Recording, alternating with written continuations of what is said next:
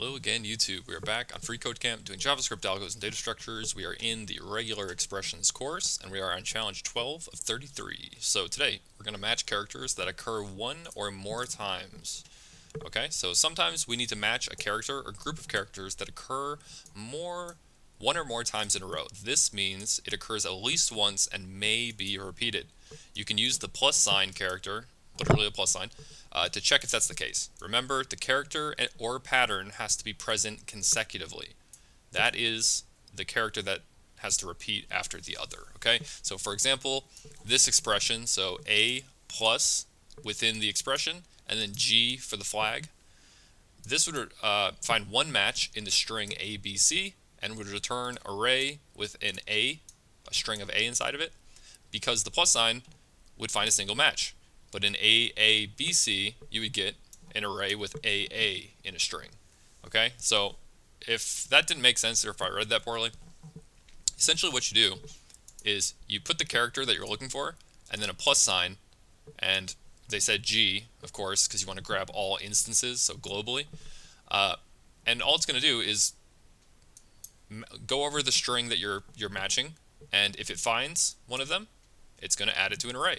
If it finds another one, it's going to add it to the array, and it's just going to return to you however many of whatever character it found, right? So in the string AABC, there's two A's. It found two of them because it's looking for an A, so it returns a string of two A's. Okay, so this is another important thing to note about this. If we were instead checking the string ABAB and it found two matches, it would return an array with the string A and then another string in that array of A. So one array with two strings of A inside it, instead of one string with two A's inside of it. So while saying this out loud, it's very back and forth and like sounds confusing, but you can see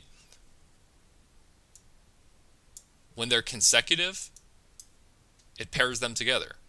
When they're separated by other characters, like in this ABAB, it separates them out into different strings or different items within the array, right? That makes sense. And this happens because the A characters are not in a row. There's a B between them, so since there's no A in the string, and then finally, because there's no A in the string BCD, you wouldn't find a match. Okay, so what we want to do in this example is, well, let's first see what we got. We got a variable, difficult spelling, and that's Mississippi. And then we have a variable myRegEx, which is an empty regex. And then we have a result that's equal to a matching method. So this is the first time they actually gave us the full match method. But you can see we're taking the string, we're dot matching the regex against the string. So that's exactly what we want to do. So all we have to do is change the regex so that it finds matches of the letter S that occur more than once in the string Mississippi. Okay, so we're looking for the letter S. So in this example, they're looking for the letter A, and they find it. So that's all we have to do here for the letter S. So as we know, regex syntax, it's / whatever /. So all we want to change is between the forward slashes.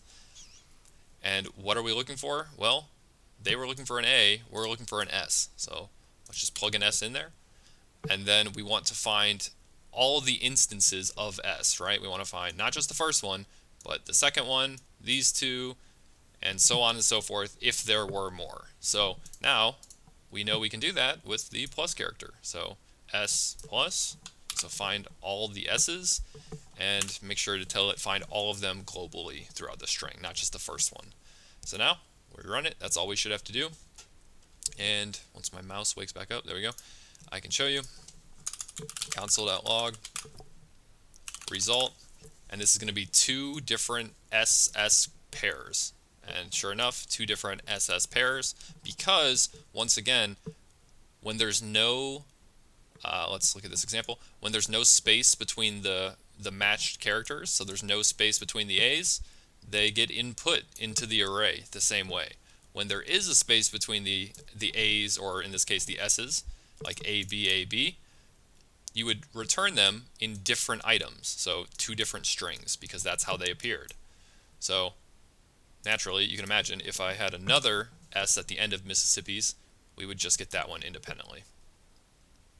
Same thing, if we added a third S to this pair, we would get a pair of 3.